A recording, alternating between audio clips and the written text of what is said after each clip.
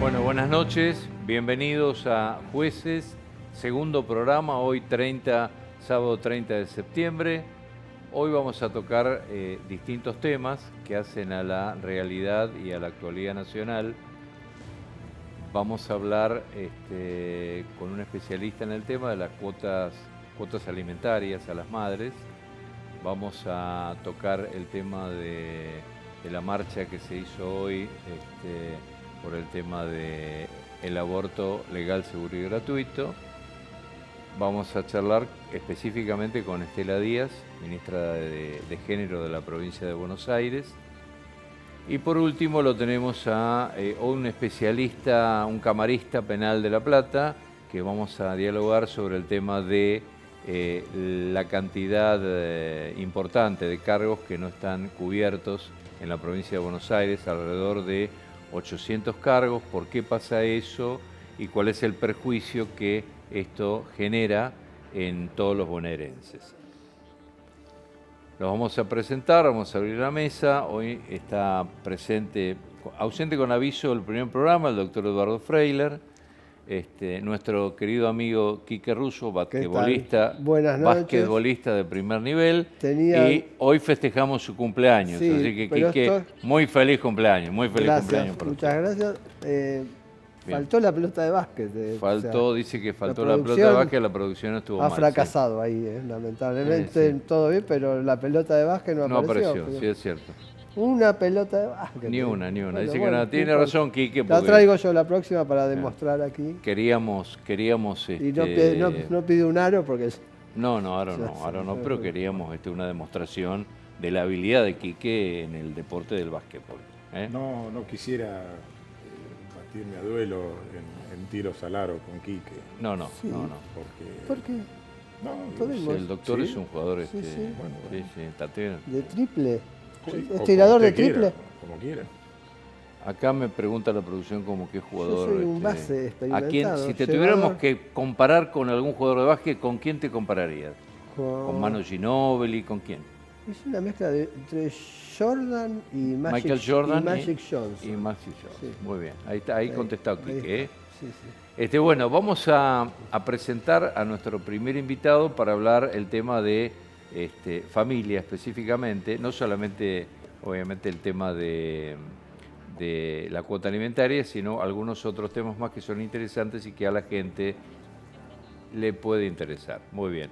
Obviamente tenemos el destacado en cuota alimentaria, que es el doctor Hugo Rondina, juez de familia del Departamento Judicial de La Plata.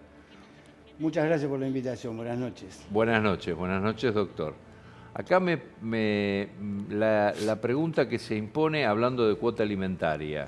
Ahí tenemos un graph que dice que la deuda de los padres, 7 de cada 10 madres separadas no recibe la cuota alimentaria. Ahí lo tiene más grande, si no veo. Sí, no. Estoy viendo el otro. Bueno, cuéntenos cómo es el tema, qué es lo que ocurre, por qué ocurre esto y qué acciones hay, cómo se reclama, qué pueden hacer las madres. Varios aspectos. El primero, que por supuesto es una realidad, que la mayoría de las personas que reclaman el cumplimiento de esta obligación, porque es una obligación, obviamente, la contribución en una cuota alimentaria, la mayoría de las personas que reclaman son mujeres, obviamente.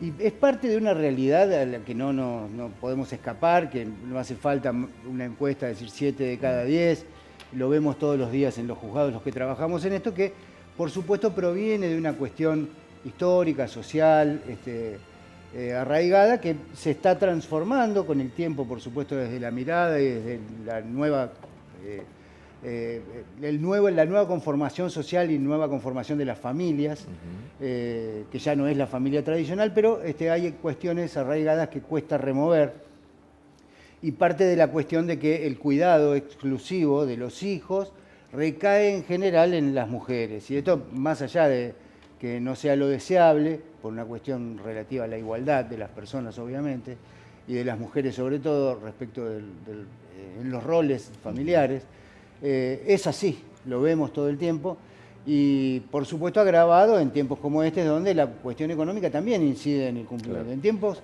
en los que la sociedad atraviesa crisis económica, se observa con mayor claridad algunos incumplimientos de este tipo que son, llegado el caso, a veces no buscados por los incumplidores, pero en muchos casos también eludiendo esa obligación tan esencial. Y por supuesto que sí, se observa que la mayoría de las personas que lo reclaman son las madres, obviamente. Sí, doctor. Y doctor, ¿se han implementado en algunas jurisdicciones los registros de deudores alimentarios? Sí, la provincia tiene registro de deudores ¿Funciona alimentarios. eso? Funciona para casos específicos donde hay actividades frente a las cuales se requiere primero, digamos, acreditar que uno no tiene esa inscripción.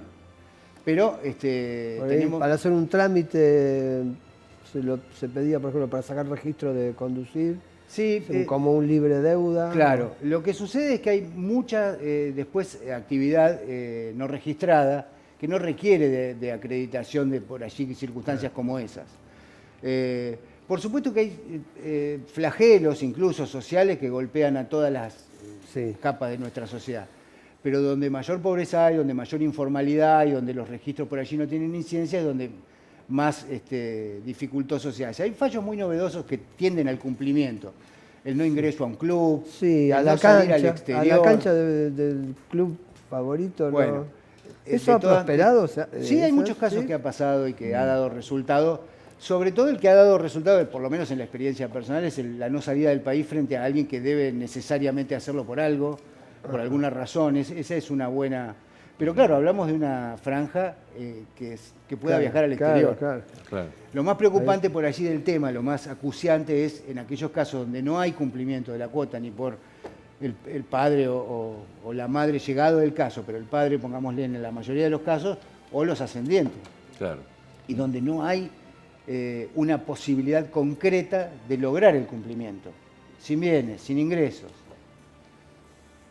La pregunta no es, vamos a suponer que una madre tenga una deuda alimentaria, no la madre, sino que no el ex marido no le pasa cuota alimentaria. ¿Cuáles son los pasos a seguir? ¿Qué tiene que hacer esa mujer para poder reclamarle al marido esta cuota, al ex marido la cuota alimentaria? Lo primero en la provincia de Buenos Aires es, obviamente, luego de la promoción del reclamo, un juicio de alimentos, es el tránsito por la etapa previa, donde es una etapa de conciliación, a diferencia de otros fueros que tienen una conciliación externa. El fuero de familia en la provincia tiene una conciliación interna a través de la etapa previa ante un consejero de familia, donde muchas veces se obtienen resultados y se logran acuerdos más rápidos, que siempre los acuerdos son mejores que las imposiciones, con lo cual es una etapa efectiva. Después de promovido el juicio, bueno, la interposición de la demanda y luego las medidas cautelares. El Código Civil establece la procedencia del alimentos provisorio en el inicio del proceso, directamente, es decir, se puede establecer una cuota provisoria. Después viene la conversación a la que yo aludía, o a algunos aspectos que aludía con anterioridad, es decir, si podemos cobrar, si hay un sueldo que embargar, si hay un auto que embargar, si hay actividades que pueden compelir al cumplimiento, como esas de las que hablábamos, o estamos en la dificultad de que a veces esto sucede. No hay de dónde conseguir la cuota. A veces es falta de actividad procesal y a veces es que la realidad determina el incumplimiento, ¿no? Y a veces, bueno, ¿es necesario tener abogado para hacer un reclamo de esto o el Estado le pone uno? En general, para los reclamos alimentarios, salvo que se hable de cuotas alimentarias muy elevadas, de un nivel social muy elevado, donde la Defensoría Oficial no provee abogados gratuitos, hay abogados gratuitos a través de la Defensa Oficial del Ministerio Público, las Defensorías Oficiales Civiles. No hablamos del defensor penal, que en todos los casos procede. En lo civil procede en el caso de quien no tenga dinero para afrontar el gasto de un juicio.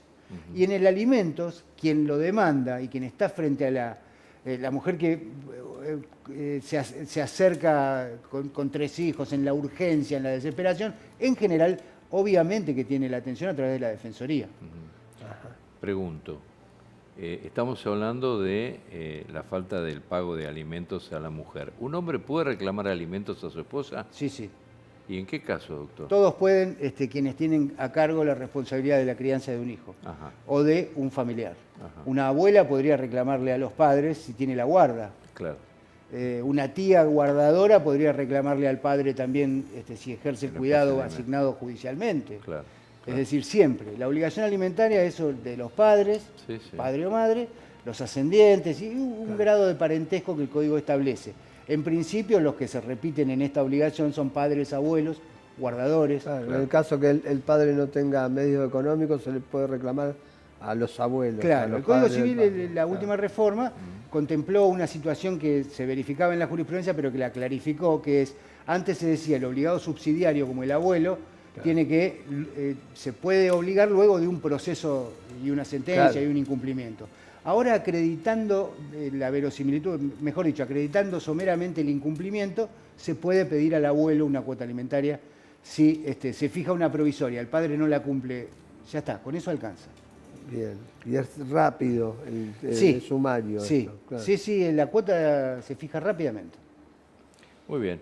Yo, cambiando un poquito de tema y el ángulo de la información, y aprovechando que está usted, doctor, me ha ocurrido, y creo que a todos nos ha tocado vivir algún momento feo en cuanto a las internaciones de aquellas personas que no están bien y que obviamente necesitan una orden de familia para que esta persona pueda ser internada en un psiquiátrico, en una institución.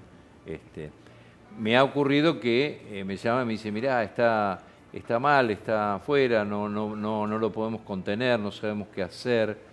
¿Qué es lo que pasa específicamente con la internación? Y charlemos un poquito también de si esta persona es mayor de edad y se niega a ser internado, si la ley puede internarlo igualmente a pesar de que esta persona se niegue. Claro, yo cuando escucho hablar mucho del tema, porque es un tema que se ha hablado mucho por casos muy mediáticos, de circunstancias de gente conocida.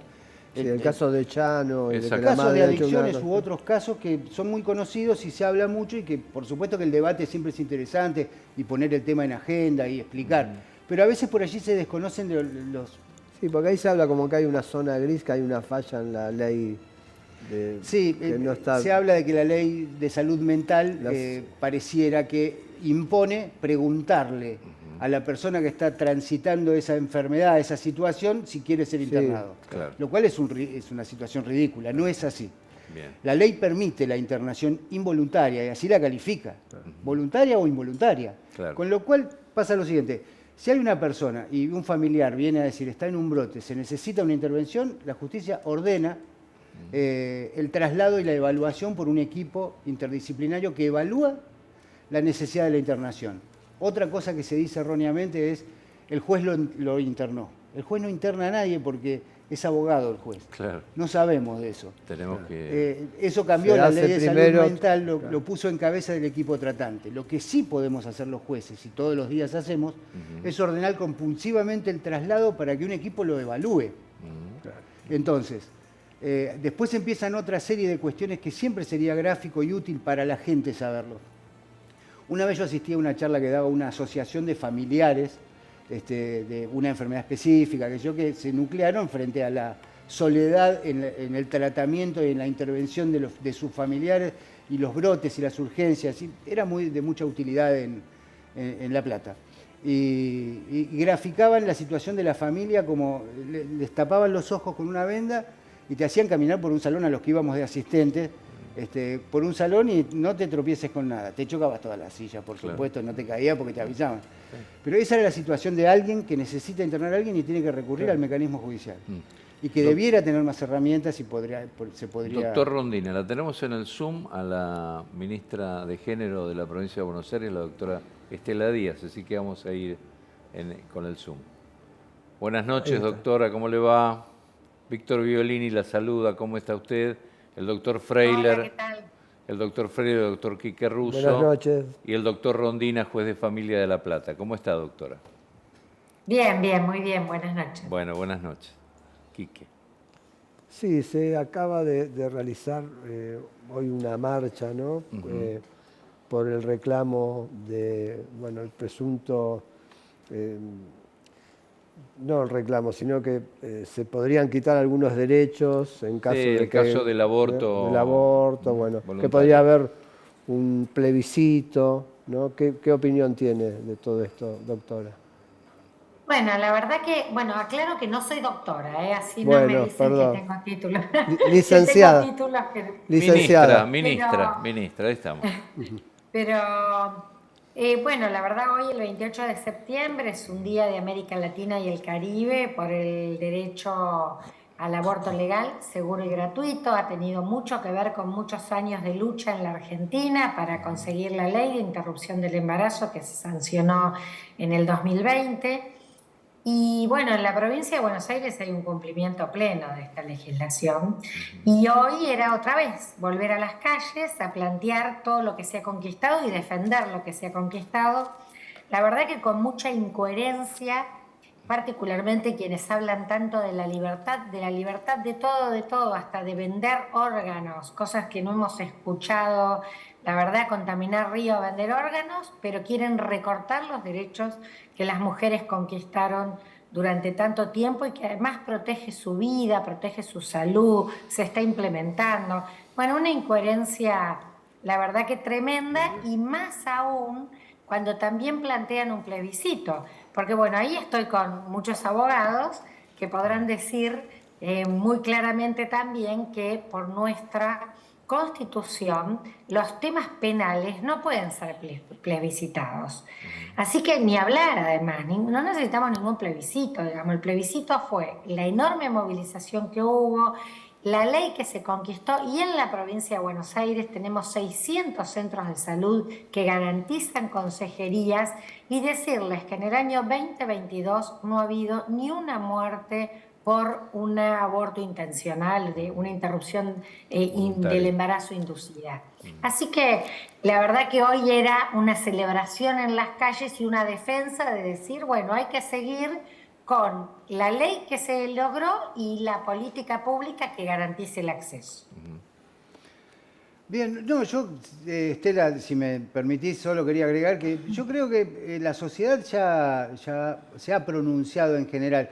Y más allá de aquella movilización a la que aludís o de la posibilidad que se haga un plebiscito o no, yo confío en que fue un paso razonado de la sociedad y realmente que no hay forma de retroceder en ese sentido, simplemente eso porque uno lo advierte en el día a día en general, así que no veo realmente que sea factible ese retroceso en ese aspecto, justamente.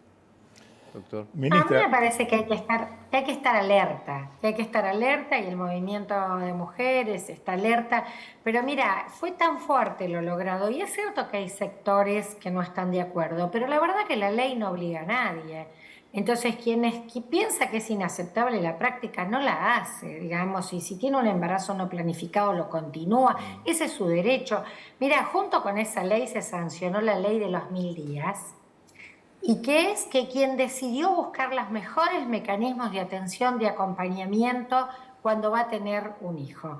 Y en la provincia de Buenos Aires se está llevando adelante el Plan Cunita, que es hermoso, se recuperó el Plan Cunita, que tiene toda la cuna, todos los insumos que se necesitan, el kit de lactancia. Yo estuve hace 2 días en la Casa Cuna entregando los kits de lactancia. Digamos, acá no es... al contrario, digamos, libertad, y eso es lo que decían las consignas de esta marcha, que la libertad es que te garanticen el acceso para tomar tus decisiones. Así se construye la libertad, con igualdad de oportunidades, y eso se hace con Estado presente, y el feminismo y las mujeres lo tenemos muy claro, por eso generamos tanta resistencia a esas propuestas tan fantasiosas, porque la verdad que son impracticables. Sí, ministra, quería consultarle justo uno de los temas que usted tocó recién, si existe la posibilidad de algún profesional o de un colectivo de profesionales de hacer una objeción de conciencia a estas prácticas. No, la objeción de conciencia está permitida, es parte de nuestro marco normativo, pero eso es individual. Lo que no puede haber es objeción institucional, porque en realidad lo que oculta es la obstrucción de los derechos, la obstrucción del acceso a derechos. Mire, yo les voy a decir, nosotros, el sistema de salud trabajó muchísimo, tenemos 589 consejerías en la provincia de Buenos Aires en derechos sexuales y reproductivos que garantiza la interrupción del embarazo, pero también el método anticonceptivo. Una señal, en el último trimestre se redujo un poco la demanda y la cantidad de abortos porque se interviene. Entonces no hay repitencia. Quien tiene un evento obstétrico de un embarazo no deseado, después se lleva el método anticonceptivo y en general tiene más herramientas para cuidarse al estar asistida en el sistema de salud. Cuando llegamos a la gestión, solo el 25% de los municipios de la provincia de Buenos Aires tenían consejerías. Hoy son 133 municipios, el 96%. Hay 2 que no lo tienen, se niegan a tener equipos, San Miguel y Capitán Sarmiento. No están cumpliendo la ley, no están garantizando el derecho a la salud de sus vecinas y vecinos. No puede haber municipios objetores, no hay instituciones objetoras, hay personas, porque conciencia tienen las personas. Entonces, lo que hacen es obstruir el acceso a la salud. ¿Por qué se les garantiza igual? Porque van a los municipios vecinos o porque la provincia lo garantiza con los servicios que tiene de provinciales, con la región sanitaria. Pero no está bien, hay que garantizar los derechos a la población y las leyes hay que cumplirlas. Clarísimo. Ministra, una última pregunta. ¿Por qué no nos cuenta un poquito cuáles son, en este año, cuáles fueron todas las actividades que salieron de ahí, del Ministerio de Género y dónde fueron, a cuántas personas abancaron, qué es lo que se hizo? Bueno, nosotros estamos cumpliendo nuestro primer periodo de gestión, ¿no? Recién vamos a cumplir los 4 años de creación, por primera vez un ministerio. Esta es una fuerte decisión del gobernador Axel Kicillof, que fue decir, bueno, acá hay una desigualdad estructural, brechas de género en la sociedad, y hay problemáticas muy importantes como la violencia por razones de género y debemos abordarla con las principales decisiones y por eso el Ministerio, porque además a partir de esto dialoga con los principales decisores del Poder Legislativo, del Poder Judicial y de toda la administración pública. Y nosotros trabajamos en 3 ejes fundamentales. Uno, por supuesto, que son los abordajes de las violencias. Reconstruimos el paradigma de intervención que tiene que ver con la integralidad del abordaje y con la territorialidad. Nosotros tenemos que llegar a los 135 municipios, a los 300.000 kilómetros cuadrados que tiene la provincia y a su gigantesca diversidad, porque la violencia de género está en todos los sectores y en todos los territorios, los más pequeños y los centros urbanos más grandes. Así que tenemos más de 20 programas. Asistimos a los municipios con recursos económicos, con equipos técnicos, con asistencia. Tenemos los equipos de casos críticos y alto riesgo que intervienen cuando dicen no hay respuesta en la institucionalidad. Bueno, mucha política contra la violencia de género. El segundo gran eje rector de nuestra política tiene que ver con la transversalidad de la perspectiva. Somos rectoras en torno a que la perspectiva de género se lleve al conjunto de la política de gobierno. Entonces ahí trabajamos con todos los ministerios y organismos y para esto trabajamos el presupuesto con perspectiva de género, un sistema de indicadores para construir datos, el primer plan de igualdad bonaerense, que lo llamamos por la inclusión y la justicia social, que presentamos el primer año de avance, porque lo hicimos quinquenal, desde el 22 hasta el 27, y 260 acciones en 36 ministerios y organismos que tiene el plan y que venimos haciendo el seguimiento. Así que mucha tarea en eso y mucha territorialidad, que eso es lo que nos manda siempre nuestro gobernador, que es la política de cercanía, que va más allá de los fuegos de artificios que hay ahora, sobre todo en tiempos electorales, que se quejan de los recursos. Miren, nunca hubo tanta inversión de la provincia en todo el territorio, gobierne el sector social que gobierne cada municipio, porque ahí hay bonaerenses que necesitan respuesta del Estado. Bueno, esa es nuestra convicción fuerte, ¿no? Que hay que estar con mucho Estado presente y el Ministerio está haciendo sus primeros pasos, pero esta es una política que tiene que venir para quedarse, porque el Estado tiene que intervenir para igualar allí donde hay desigualdad. Ministra, una última pregunta. Hace poquito hubo un debate sobre la educación sexual integral. No sé si tenemos imágenes, no sé si la producción tiene alguna imagen. A ver si podemos poner una imagen para la que ministra lo vea. La educación sexual integral tiene que estar basada en contenidos biológicos, no en la ideología del docente o en los militantes políticos que ustedes meten para hacer adoctrinamiento en la educación. ¿Qué opina, ministra? Bueno, yo pienso que decir que la educación sexual integral es biológica es ideológico, es un posicionamiento ideológico que tiene Villarruel, que además es una negacionista de los derechos, incluso es negacionista de que hubo terrorismo de Estado en nuestro país. Así que imaginemos lo que piensa de los derechos actuales.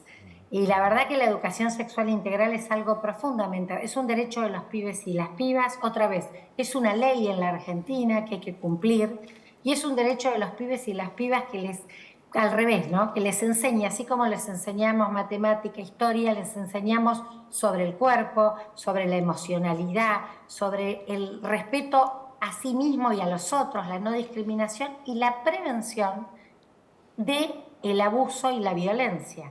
Porque más del 80% de los abusos sexuales en la infancia se producen en los contextos de familia. Y muchos más, más del 80% de los casos de abuso se conocieron en la escuela en contextos de tratamiento de temas como la educación sexual integral. Así que protege a nuestros pibes, a nuestras pibas, es un derecho de ellos y nos demandan. Cuando yo me encuentro y trabajo con pibes, me reclaman que por qué lo tuvieron en el secundario y no lo tuvieron, porque además el planteo es que es desde el nivel inicial hasta que termina en el secundario y que plantea un ordenamiento incluso institucional para ver que se lleven prácticas no discriminatorias. Es fundamental y es absolutamente aceptada por la inmensa mayoría de la sociedad, así que la verdad que atrasan. Hablan de libertad, es un disparate, lo contradictorios que son. Claro. Hablan de la libertad para vender órgano, privatizar una cuadra y no consideran el derecho de los pibes y las pibas. Ministra, ¿y por qué esa acusación que a través de esta enseñanza obligatoria hay una especie de adoctrinamiento? No, eso es toda mentira, es una desvirtuación, al contrario. Yo creo que es exactamente lo contrario. Miren, en la ciudad de La Plata vandalizaron escuelas, aparecieron una mañana 28 escuelas pintadas diciendo que la educación sexual integral era corrupción de menores y pedofilia.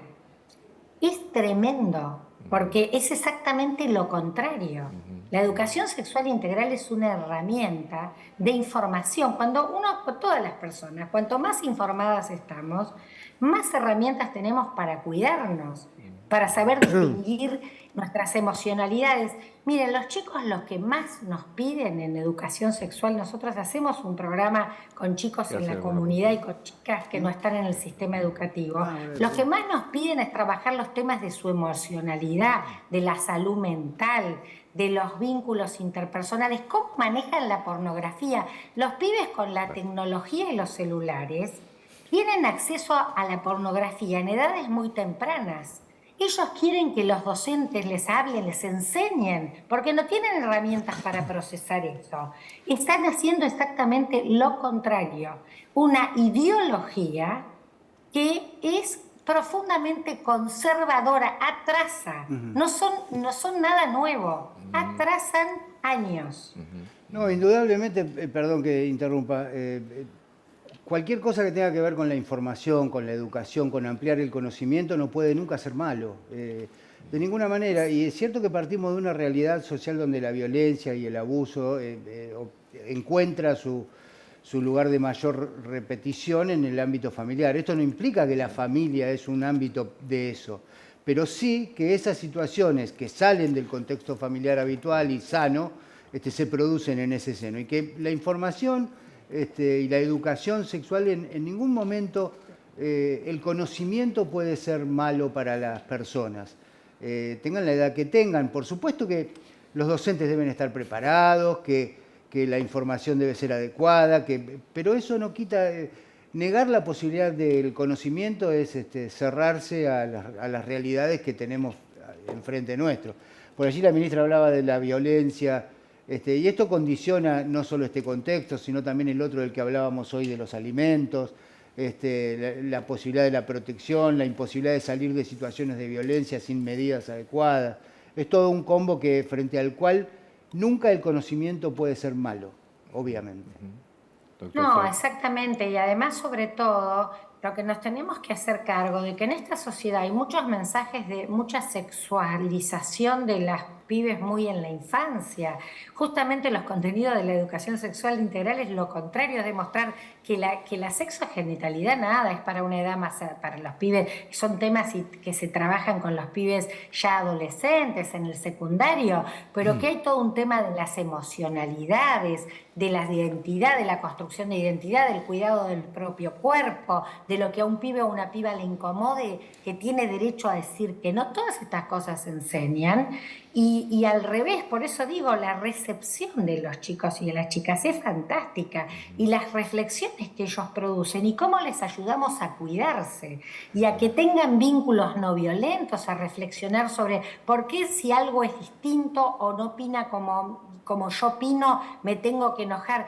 Y entonces, no, que nosotros tenemos cómo tramitar cuando las cosas son distintas, cómo somos todos los seres humanos diferentes, pero esa diferencia nos tiene que enriquecer. Cuando hay una discapacidad, hoy que los chicos que tienen una discapacidad pueden estar incorporados en la escuela, bueno, la verdad que es exactamente lo contrario de lo que se plantea, pero quienes atacan la educación sexual integral, bueno, Villarroel, ahí la escuchamos, es gente que sus discursos son de mucha violencia, amparan prácticas violentas, y la verdad que, por otro lado, la promoción de los derechos de las mujeres, de la educación sexual integral, lo que reconocen es lo distinto, es el amor, es el cuidado, es el vínculo respetuoso entre las personas. De eso es exactamente de lo que se trata, lo que se trabaja. Se busca que los estereotipos que han sido factores de estigmatizar a las personas, de sufrimiento en lo personal,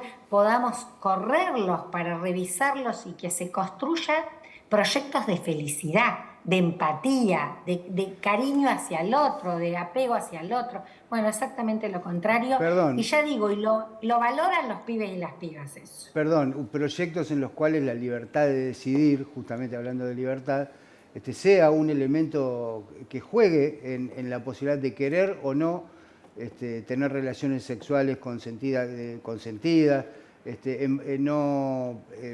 que se produzcan embarazos no deseados por falta de conocimiento, y justamente después no haya que recurrir a situaciones de interrupción voluntaria. El conocimiento evita justamente las situaciones que por otro lado se ponen en discusión como decisiones que creo adultamente la sociedad ha tomado respecto de la interrupción.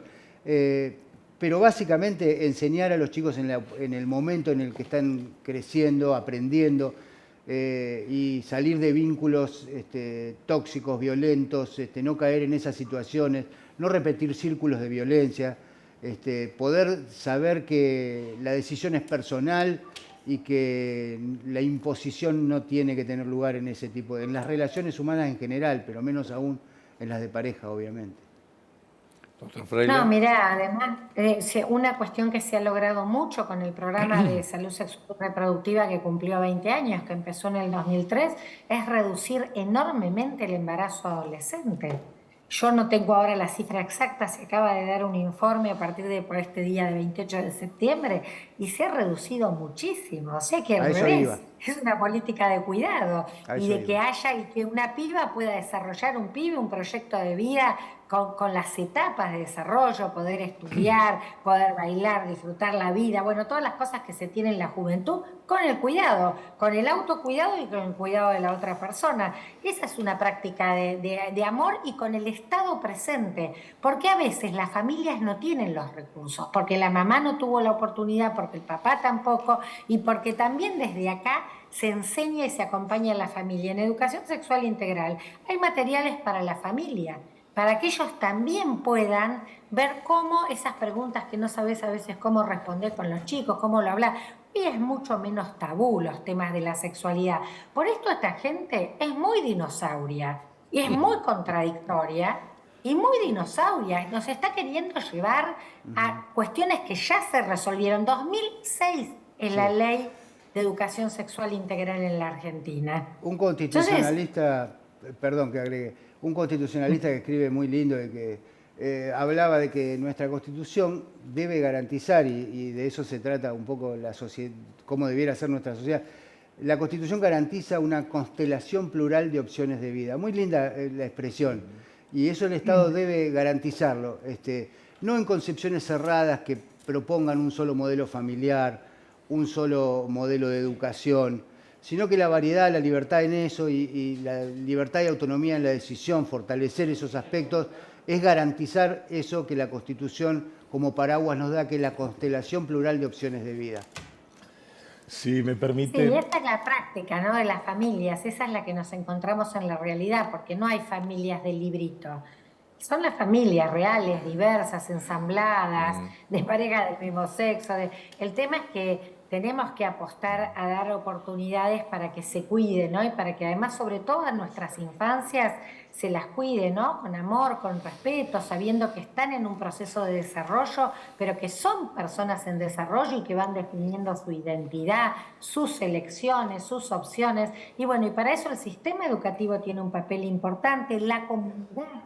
Los ámbitos comunitarios, nosotros trabajamos la educación sexual integral en comunidad para los pibes y las pibas que no están en el sistema educativo, y es hermoso, hay que escuchar las experiencias de las cuestiones que ellos... Tuvimos un cierre en Lomas de Zamora el otro día, había más de 1000 chicos y chicas que habían participado en distintos distritos de la provincia en los talleres previos. Y entonces hacemos urnas donde ellos votan qué cosas quieren que trabajemos. Y ellos hablan del preservativo, de métodos anticonceptivos, de cómo se cuidan, pero también nos piden eso, de cómo enséñennos, ayúdennos a tramitar nuestras emocionalidades. Nos piden hablar de un montón de cuestiones que son fantásticos, con cabezas más abiertas que estos adultos que se presentan como opciones de la política, pero la verdad que mucha naftalina. Ministra, le prometo que es la última pregunta que le hago. Dígame, en base a todo lo que hemos charlado y a la experiencia de gobierno que tiene usted ya 4 años,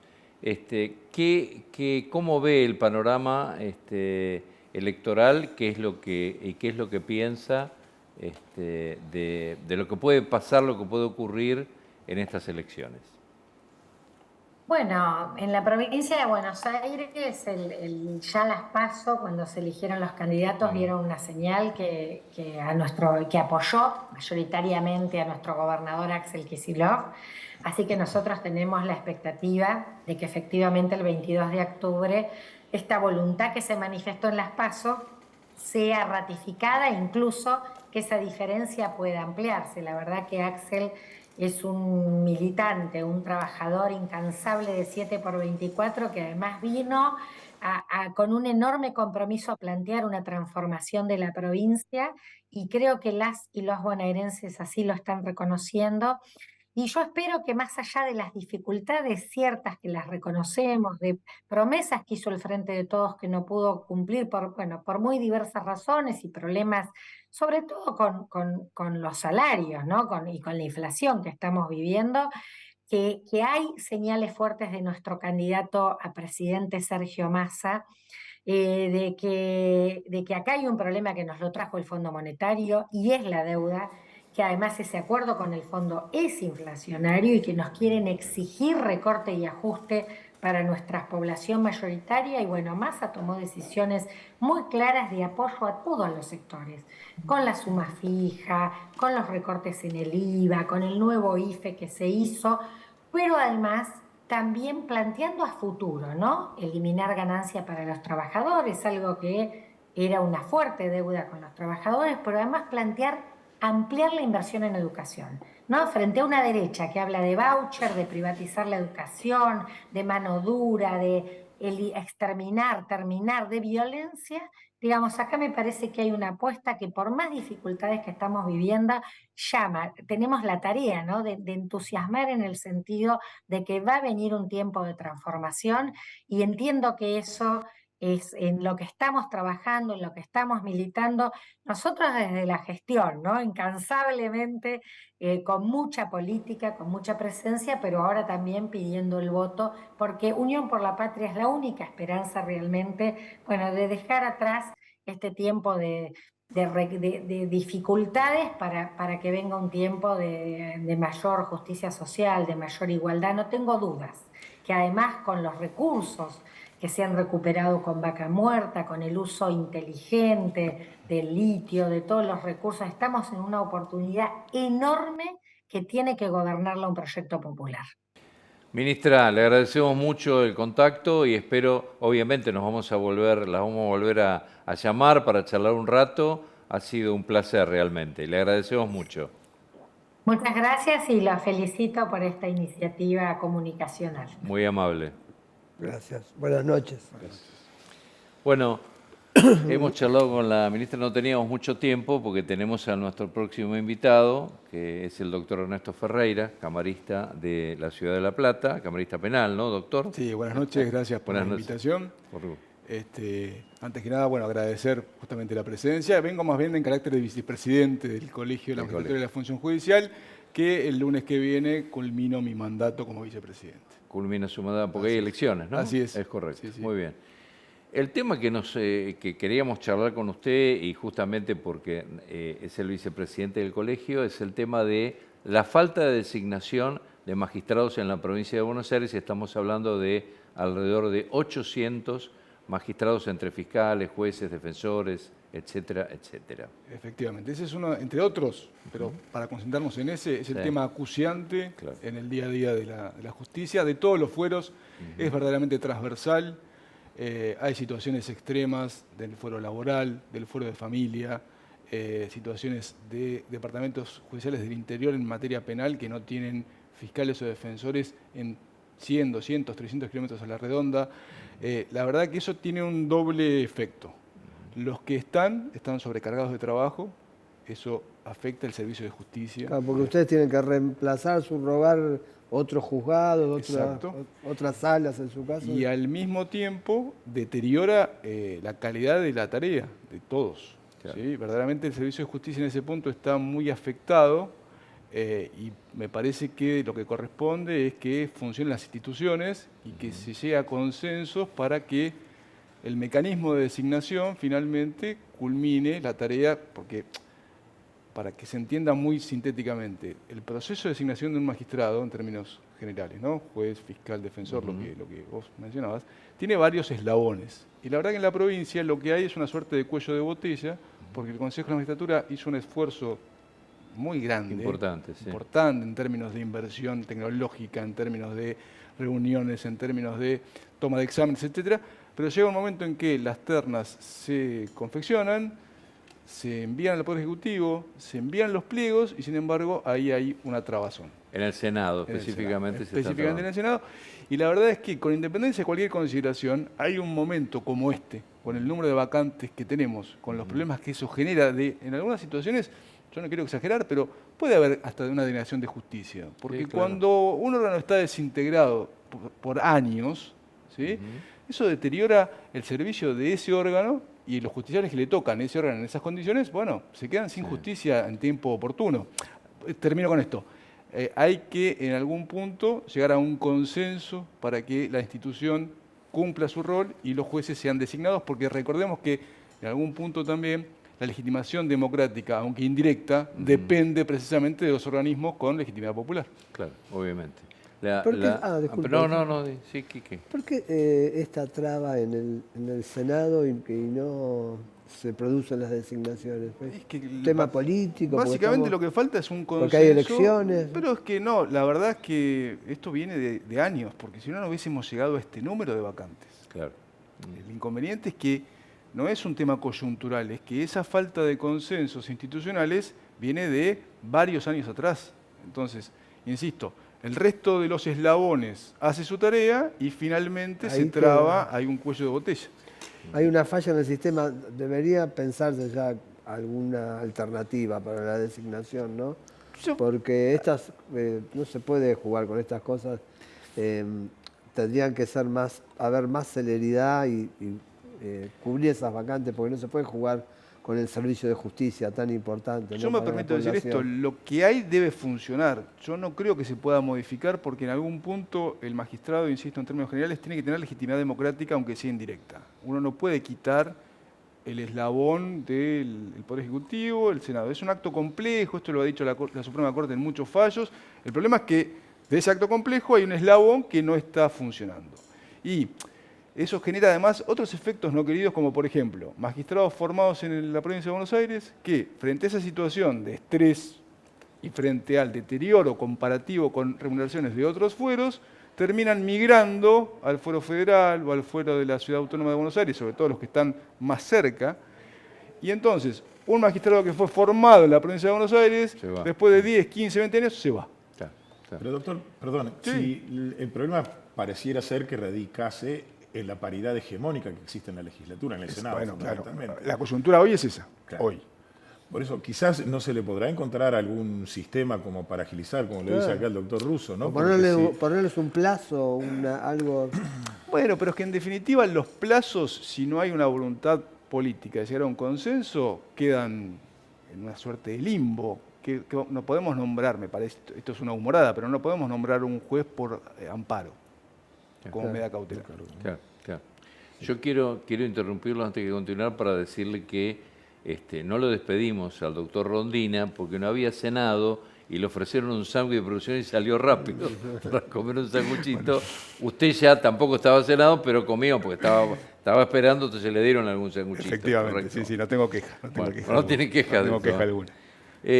Volviendo al tema del Colegio de Magistrados específicamente, ¿el Colegio de Magistrados ha hecho alguna gestión, tanto de provincia como el de La Plata, que usted representa, para impulsar estas designaciones que nos están haciendo tanto daño? Porque además del cúmulo de tarea que se genera en los que quedamos todavía dentro del Poder Judicial y que tenemos que cubrir esos cargos que no están, los más perjudicados son los justiciables, son los bonaerenses que no tienen la posibilidad de que en un plazo normal y lógico se les resuelva el problema que está planteando.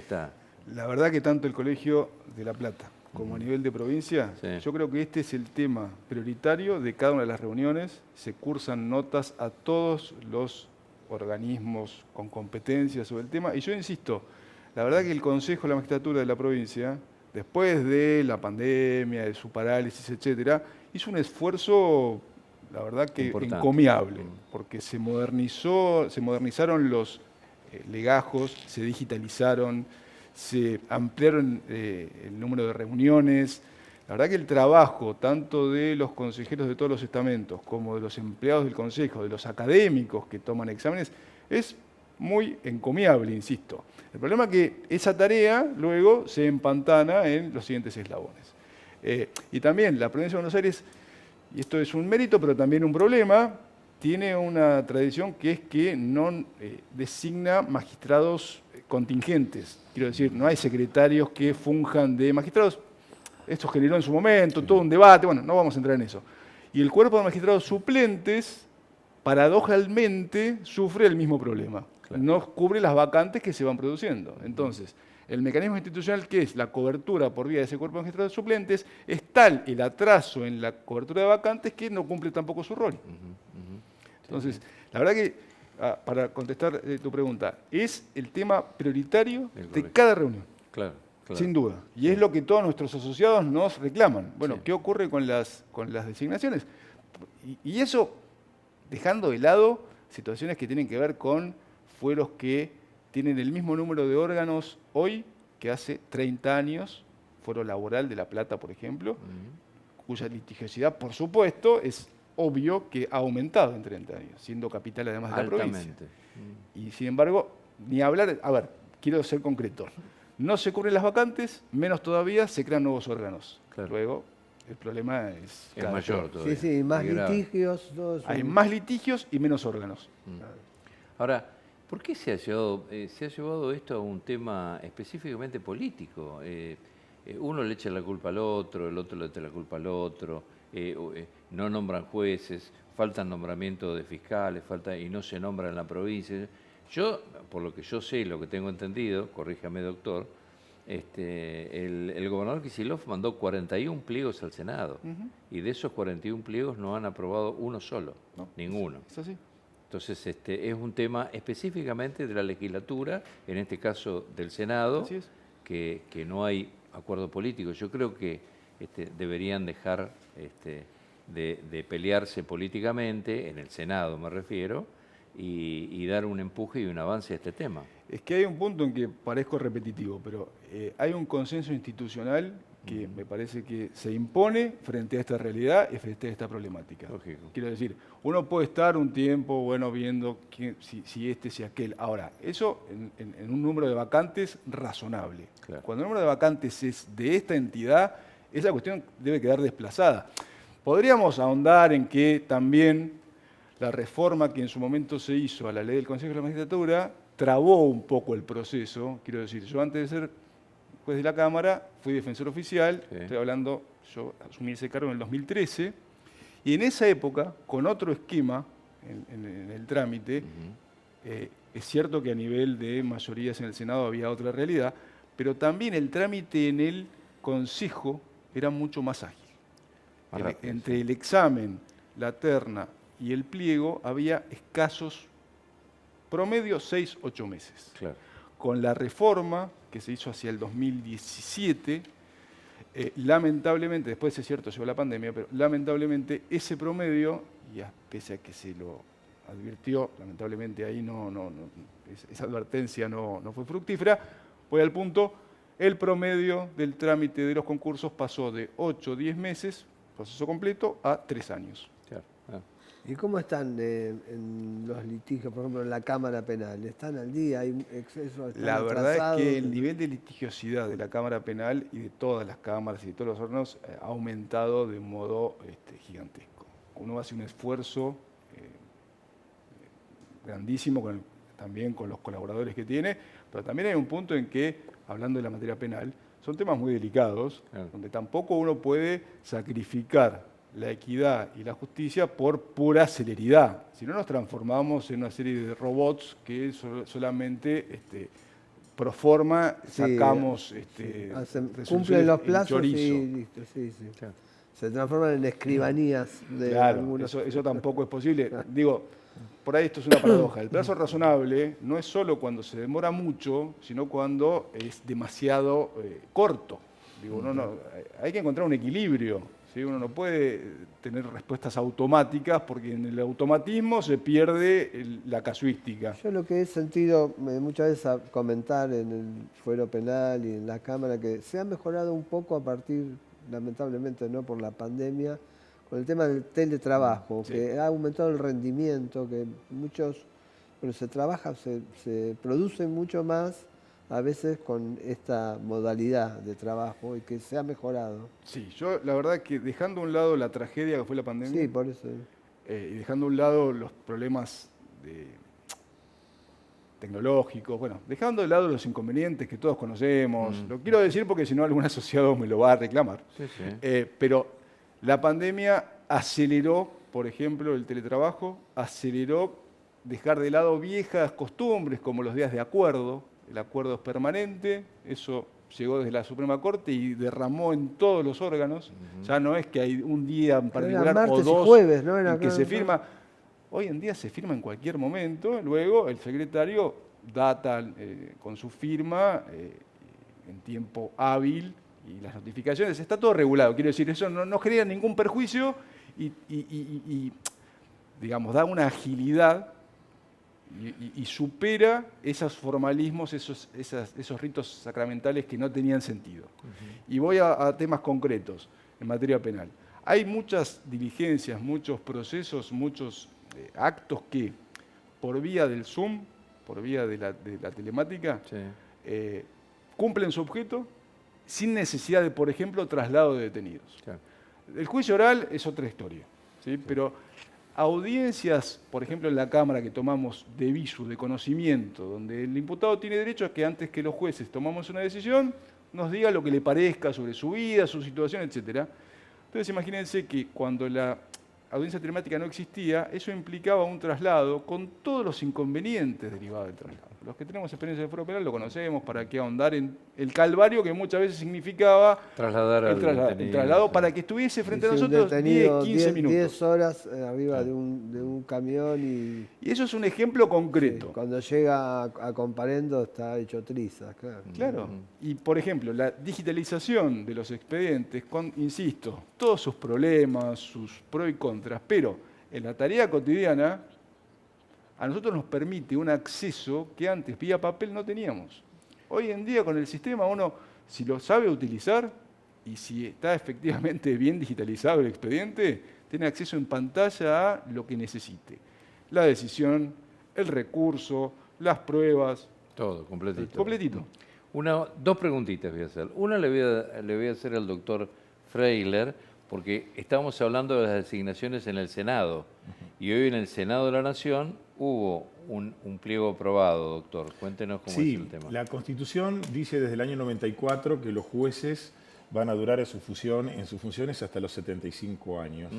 Si quieren permanecer más allá de los 75 años, tiene que así solicitarlo antes de cumplir esa edad, y el Poder Ejecutivo tiene que efectivamente hacer esa solicitud al Senado de la Nación. En el caso de una jueza de casación, Ana María Figueroa, se realizó todo ese procedimiento antes de que la doctora cumpla los 75 años. El Poder Ejecutivo dio la comunicación al Senado de la Nación en tiempo y forma. Vale decir, ese pedido tenía estado parlamentario y, tal como dice una resolución del Consejo de la Magistratura, una vez que ese pedido tenga estado parlamentario, él o la interesada va a continuar en funciones hasta tanto el Senado resuelva si le da un nuevo acuerdo o si no se lo da. Resulta que antes de que el Senado se haya manifestado en ese sentido, apareció que la Corte Suprema de Justicia de la Nación, a pedido de unos colegas de la doctora Figueroa, que le habían informado de la situación, que había cumplido los 75 años, le hace conocer, cual si fuera un tribunal de superintendencia del Consejo de la Magistratura, de que la jueza Figueroa debía cesar en sus funciones. Vale decir, hoy tenemos una manifestación de la Corte que ha dicho que la jueza Figueroa debe cesar en sus funciones, y el Senado de la Nación dándole un acuerdo para prorrogar por 5 años más su cargo de jueza de casación. Tengo entendido que ese pliego, esa nueva designación, se tiene que hacer antes de que la persona cumpla 75 años. Y esto no ha ocurrido. Sí, ha ocurrido, sí. Acabo de decirlo. Pero sí, recién hoy fue por eso el acuerdo. Por eso dije. El pedido del Poder Ejecutivo tiene que ser... Perdón. Una cosa es el pedido, pero otra cosa Vamos a dejarlo claro. A ver. El pedido del Poder Ejecutivo tiene que hacerse antes que cumpla 75 años. Y esto así fue. Sí, pero algunos dicen que tiene que estar la dicen designación del Senado. Perdón, resolución 521 del año 2017 del Consejo de la Magistratura es la que regula esta situación y que la Corte lo ha pasado por alto, ha omitido la legislación vigente en esta materia. Es el pedido el que tiene que estar hecho antes de que el interesado o la interesada cumpla los 75 años. Y esto estaba así. Y es claro esta resolución que dice, mientras tanto, hasta tanto el Senado se expida, la persona, el interesado, continuará en sus funciones. Por eso ella continuaba, pero no podía firmar. En una podía. situación, No, podía. O no firmó, no la dejaban. No. Ella misma, por un cuidado especial o por un exceso, dijo que mientras este proceso durase, no firmaba. Le daba la firma de la presidencia, la delegaban al vicepresidente de la Cámara. O sea, fue por una situación personal y voluntaria de la doctora. Estamos por terminar. Mis felicitaciones, porque hoy fue aprobado la doctora Figueroa. Mis felicitaciones. Y la última pregunta que le hacemos al doctor es, estuvimos hablando recién de el pedido de... ay, se me fue. De... cuando piden consulta popular. Ahí está. Plebiscito. La consulta popular, el plebiscito. Explíquenos muy rápidamente porque no tenemos Muy rápidamente. tiempo. La reforma del 94 lo que hizo fue incorporar mecanismos de participación popular. Bien. Con distintos formatos. Consulta popular vinculante, consulta popular no vinculante, iniciativa popular. Primer problema, la reglamentación del Congreso está empantanada en cada una de esas modalidades. Y lo que sí hay que manifestar es que la consulta popular vinculante Sí. a nivel constitucional tiene límites, esto es, no se puede implementar en materia de reforma constitucional, materia tributaria, tratados internacionales y materia penal. Bien. Esos 4 temas están vedados en lo que tiene que ver con la consulta popular vinculante. Vinculante. Luego, todo mecanismo que tenga que ver con la consulta popular que pueda convocar el Poder Ejecutivo sin ese carácter vinculante está discutido en la doctrina constitucional si puede o no abarcar esos temas vedados. Sí, sí. Finalmente, la idea del Constituyente del 94, yo no soy especialista, pero es un tema muy interesante, lo que intentó fue abrir la participación popular y, como decía Hugo, es un tema siempre positivo que Lógico. esos mecanismos se habiliten. Ahora, hay que hacerlo en los marcos constitucionales previstos. Claro, Tampoco claro. a través de un plebiscito, no sé, imponer la pena de muerte. porque Bueno, no es que se muere. justamente, Quique, Claro. eso es lo que se quiso en su momento evitar. En el 94 el Constituyente estaba pensando más en ese tema. Estaba pensando en que no hubiese una consulta popular vinculante, por ejemplo, con el tema de pena de muerte, que implicase también, por ejemplo, denunciar la Convención Americana de Derechos Humanos. Sí, por seguro. eso el tema de los tratados internacionales. Doctor Ferreira, ha sido un placer. Nos Muchísimas tenemos gracias. que volver a ver para charlar un ratito. Es muy interesante estos temas que tocamos. Lo interrumpo. Doctor Ferreira puede dar fe Sí. de mi actividad como basquetbolista y además él No, es no, un, queremos un pruebas, es un no, no. excelente basquetbolista queremos también. Me voy a amparar Y- el derecho a no declarar. Ah, Muy no bien, declara. doctor Ferreira, Ah. muy bien. Nos despedimos. Traemos la pelota con- Será hasta agradeciéndole a todos. Y a agradeciendo todos ustedes. a Esayán que me viste, a Raúl Esayán, Exactamente. ahí en 11, 47 y 48 En de La La Plata. Plata. Un En La fenómeno, Plata, Raúl. claro. Le mandamos Bueno. un saludo. Bueno, le mandamos un saludo entonces. Y Bueno. lo espera a usted. No, a no, usted, yo no, a- yo no, yo no. Van de, no, de porque parte de este programa y hay un gran descuento. Bueno. Nos vemos el sábado que viene y gracias a todos por estar acá en Jueces, Muchas en gracias. este nuevo Gracias, programa. muchas gracias. Muchas gracias para todos.